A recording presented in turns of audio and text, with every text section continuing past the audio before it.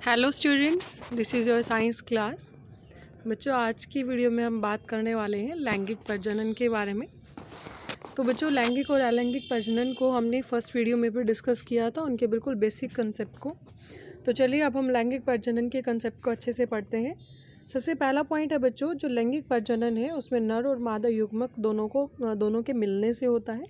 यानी कि नर युग्मक और मादा युग्मक दोनों के मिलने से लैंगिक प्रजनन होगा। और दोनों के मिलने के प्रक्रम को बच्चों हम क्या कहेंगे? निषेचन कहेंगे। ये इंपॉर्टेंट है। निषेचन किसे कहते हैं? नर व मादा युग्मक के मिलने को ही, इनके प्रक्रम को ही हम निषेचन कहते हैं। और बच्चों, लैंगिक प्रजनन में संतति में विभिन्नता उत्पन्न होती है, ये भी बहुत इंपॉर्टेंट है। विभिन्नताएं लैंगिक प्रजनन में ज़्यादा उत्पन्न होती हैं। उसके बाद बच्चों, सबसे पहले जो लैंगिक प्रजनन है वो हम पुष्पों के अंदर यानी कि फूलों के अंदर हम पढ़ने वाले हैं। फूल बच्चों हमें पता है कि पौधे का अंग जनन अंग है, और एक फूल के मुख्य भाग बाह्य दल, पंखुड़ी, स्त्री केसर एवं पुंकेसर होते हैं। तो चलिए इसे हम पढ़ते हैं अच्छे से। पहले हम देखते हैं फूल के प्रकार कितने होते हैं। 2 प्रकार के फूल होंगे हमारे, उभयलिंगी पुष्प और एकलिंगी पुष्प। बच्चों, उभयलिंगी पुष्प हम किन्हें कहेंगे? जिसमें स्त्री केसर और पुंकेसर दोनों ही उपस्थित हों, जैसे सरसों है, गुड़हल है। और एकलिंगी पुष्प बच्चों किसे कहेंगे? स्त्री और पुंकेसर में से कोई एक ही जननांग उसमें उपस्थित होता है, एक ही जननांग उसमें उपस्थित होगा, जैसे पपीता या तरबूज।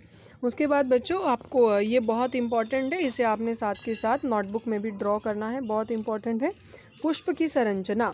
तो चलिए देखते हैं। यहाँ पर 2 भाग बच्चों हमारे मेन रहेंगे, स्त्री केसर एवं पुंकेसर। स्त्री केसर के बच्चों 3 भाग रहते हैं, वर्तिकाग्र, वृत्तिका और अंडाशय। स्त्री केसर के 3 भाग हैं, वर्तिकाग्र, वृत्तिका और अंडाशय।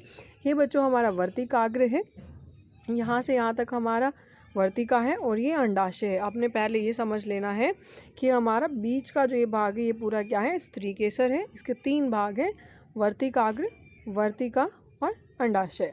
ऐसे ही बच्चों हमारे जो पुंकेसर है उसके 2 भाग रहेंगे, प्राकोष और तंतु। प्राकोष बच्चों हम इन भाग को कहेंगे, यहाँ पर ये प्राकोष हैं, ये हमारे पूरे ही क्या हैं? पुंकेसर। ये साइड में जो इस तरह की संरचनाएं आपको दिखाई दे रही हैं, ये सभी क्या हैं? पुंकेसर हैं। और अगर हम इसमें बात करें, जो प्राकोष है वो ये ऊपर के हिस्से रहेंगे जहाँ पर प्राककण बनेंगे, और ये बच्चों इस तरह से ये हमारा तंतु यहाँ पर रहेगा, ठीक है। और पंखुड़ियाँ इन्हें कहेंगे, ये बाह्य दल हैं, ये भी दोनों ही से इम्पॉर्टेंट है, काफ़ी महत्वपूर्ण है। और एक चीज़ और आपने ध्यान रखनी है बच्चों, अंडाशय के बीच में बीजांड हमारा यहाँ पर मौजूद होता है, जहाँ पर जो निषेचन है वो फूलों के अंदर होगा। अब बीज निर्माण की प्रक्रिया को अगर हम पढ़ें तो ये भी बहुत इंपॉर्टेंट है बच्चों। बीज निर्माण की प्रक्रिया में क्या होता है? जो प्राकोष में उत्पन्न प्राककण है वो हवा, पानी या जंतु द्वारा उसी फूल के वर्तिकाग्र, या हम कह सकते हैं कि स्वपरागण, या दूसरे फूल के वर्तिकाग्र जिसे परपरागण कहेंगे, वहाँ पर स्थानांतरित हो जाते हैं। स्वपरागण यानी कि उसी फूल के जो मादा भाग है और नर भाग है वहीं पर अगर निषेचन होता है स्वपरागण, अगर दूसरे फूल के वर्तिकाग्र पर होगा तो परपरागण उसे हम कहेंगे। परागकण से एक नलिका विकसित होती है जो वर्तिका से होते हुए बीजांड तक पहुंचती है। यहाँ आप देख सकते हैं जो परागकण है, यहाँ से एक नलिका उत्पन्न हुई, वर्तिकाग्र से होती हुई ये यहाँ बीजांड तक पहुंच जाती है।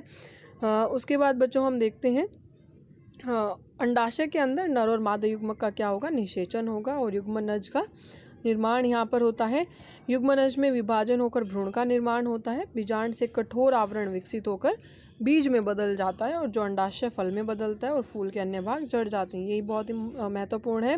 फल में कौन सा भाग बदलता है? पुष्प का अंडाशय बदलता है, और अन्य भाग जड़ जाएंगे। यहाँ बच्चों डायग्राम में देख सकते हो, बहुत महत्वपूर्ण है ये भी।